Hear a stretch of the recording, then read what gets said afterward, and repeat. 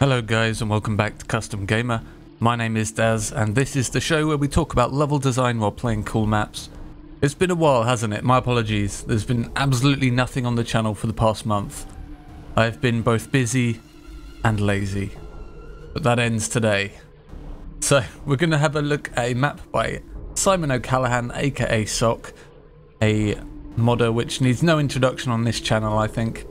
This is his map called Fallen from Grace. It was originally part of his Retrojam map jam, which was in November 2014. He then released this updated version of the map in the end of December 2014, which was expanded on and polished in various ways. It's a very cool map, very interconnected. This kind of main courtyard here links to just about every room on the map in a way. It's going to be very cool to look at. There's some interesting things with regards to layout and secrets. So without further ado, as we zoom in on the Shambler's crotch, let's go and have a look at the map. So in true Sock fashion, we start off with an in-map skill select. If you've ever wondered how this works, without having separate BSP for the skill select, is that Sock uses runes to teleport the player to an info player start 2 once they've chosen a skill select, which is how they can have a skill select within the same level. It's a neat little hack. It makes setting the skill level for the map a more kind of organic experience, I guess. So here's the main courtyard of the level, of which everything connects to in some way or another. And instantly, right at the very beginning of the map, we've given a small little puzzle which involves working out how to hit these raised up buttons on the walls. Now there are a few of these in the map, and each time you're kind of looking for a way to get up high in order to jump and hit these buttons. I think it's cool having one right at the very start where there's no combat or anything, so the player can get used to this mechanic. It took me a long time to actually realise you could jump on top of the wall torch though, I'm going to admit. Now that's something that you can perhaps say for all the visual language in this map, to a degree, is that I didn't pick up on some of it for a really long time. I think even Sock had to tell me about some of it. You can see here there's another button up on the wall there, and there's usually a wall torch nearby that you can jump onto to get to it. Our final destination is going to be the gold key door in the main area there.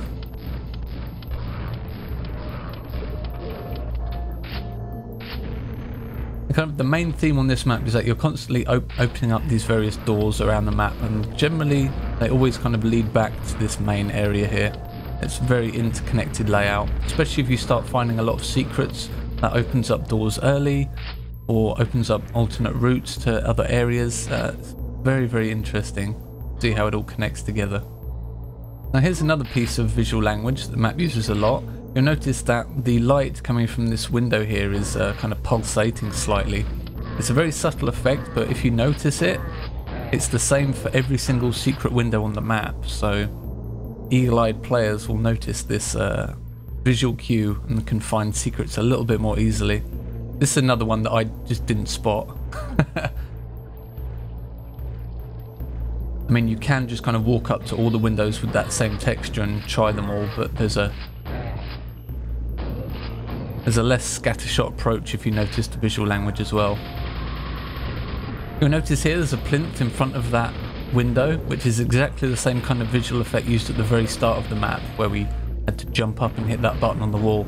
So again, Sock is reusing visual language all over the place to kind of help sell these secrets to the player. Like, he's showing you exactly what you need to know. It's just a case of do you pick up on it or not. This one's a little bit more complex because once you jump up and hit the button on the wall, you can't actually see the plinth sliding back because it's around a corner. Now, if you did work out the secret at the beginning of the map, you probably know what to look for here, but even if you don't, you can hear the sound of it moving backwards. You can just kind of look around, follow the sound. So I think it works in both regards here, which is kind of nice.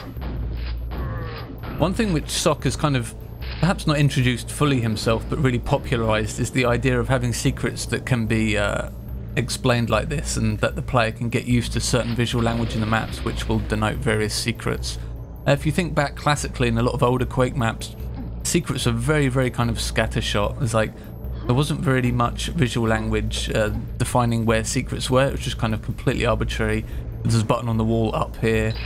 You know, you have to jump around this dark corner, etc, etc. And there's nothing really wrong with that. But I do like the idea of having secrets which can be quantified by the player. You can really kind of look at map and say, this texture is pulsating, therefore there must be something behind it because that's the rules the level designer has set up. I really do like that. I think there's room for both in the same map, and we're going to see here later on that there is a secret which kind of defies the conventional rules which SOC has set up for secrets here. Instantly there's the gold key right up there at the top. Interesting that it doesn't show it to the player right in their view, you have to kind of look up to see it.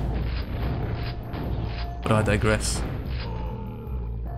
So yeah, I really think there's room for both types of secrets, because if every secret in the map is something that can be explained by visual language and found by visual language, I think it's not bad, but I really like some secrets which are just kind of completely scattershot. I think there's definitely room for both in a level. There's something to be said about just finding some crazy, like slightly off-angled texture on a wall and it relating to a secret.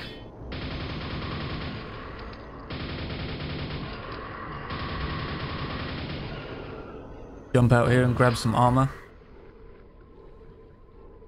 We haven't got the gold key yet, so there's no point going back down there. And again here, you've got the slightly pulsating window. So we know there's a secret back here. And we can use this secret to find another secret.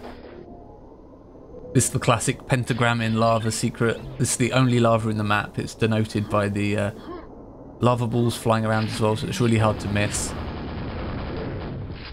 I think it kind of speaks for itself when you pick up the pentagram, what you need to do there. So that's great. This is a really nasty ambush area. Unfortunately, my pen didn't last quite as long as I thought it was going to, so I almost killed myself. But this is a really fun combat. You've got an L-shaped corridor. Depending on how observant you are, this can be really nasty, because you can kind of get stuck in the middle of two groups of enemies. But I really like the fact that doors open both in front and behind you, and you're kind of pushed around by the enemies like this. It's a pretty brutal area actually. I think I died a few times there. So you can see here we've got some more flickering lights behind these windows. And now we're going to watch the greatest Quake gameplay ever as I attempt to make this jump. There you go, got it. This is why you all watch, right? Because I'm just the best Quake player in the entire universe. Yep, that's right. And pick up the silver key and then just a little backtrack back to the silver key door. And once again you can see that this area just connects right back to the central atrium of the level. Pretty much every time you pick up a major like key or item, generally there's normally a quick way back to that central area. If you fall down, there's normally a lift or something which will get you right back to where you were. The layout's really cool like that. It's actually very difficult to get lost. The map still feels fairly large.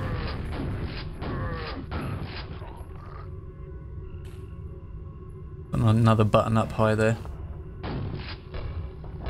Press that in a moment.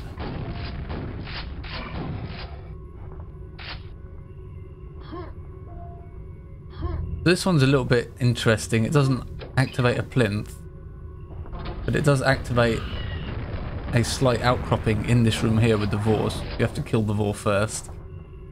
But perhaps you can see there's a ledge coming out of the wall there which lets you jump up and grab the rockets up here. I'm sorry, cells.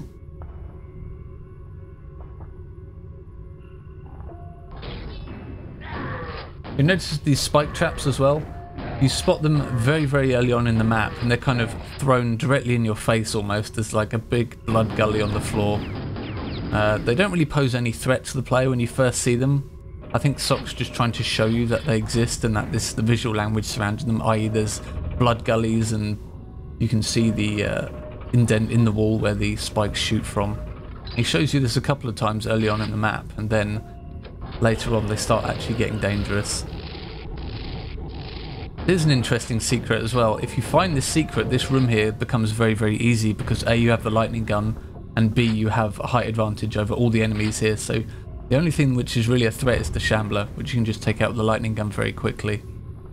If you do the standard progression through this level, you're gonna have a bad time because all that stuff just jumps at you through the door, and it's pretty nasty. So here's the secret which kind of defies convention in SOC's map. It's not pulsating light, and it's a different textured window, but there is still a secret behind there. Wonder how many people found that. It is a kind of very inviting window to jump through, so I don't think it's unfair or anything like that. It's just interesting that there's a difference in the visuals there. Perhaps just to keep people on their toes. You can grab this secret area much earlier than I have here. It's probably better to get it earlier because then you have armor at the beginning of the level. But again, you find that secret area and it opens up a route through the map in a different way that you would have gone otherwise. So I really like that. The secret's actually changing the layout you can take through the level. That's very cool. That's a very kind of old school thing as well. If you think, especially episode 1 in Quake, there's lots of secrets which kind of let you travel throughout the map in different ways, and I think some of that is missing from a lot of modern Quake maps, but SOC's has managed to recoup it here. I like that a lot.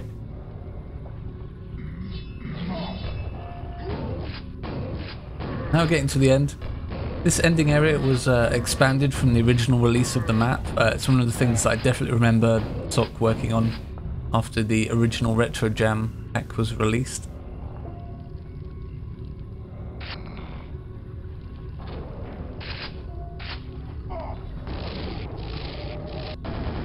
I hesitate to call this an arena fight because you can retreat out of this arena back into the main atrium of the kind of city area.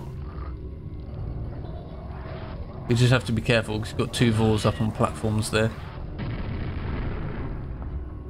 Unfortunately here I kind of ran out of ammo. I mean I have shotgun shells for days, but I wish I had you know, some grenades or something. Luckily enough, you don't need to kill these 2 Vors. There's actually a button in an alcove between the 2 platforms they're on, so you can run in and get them. Thank God.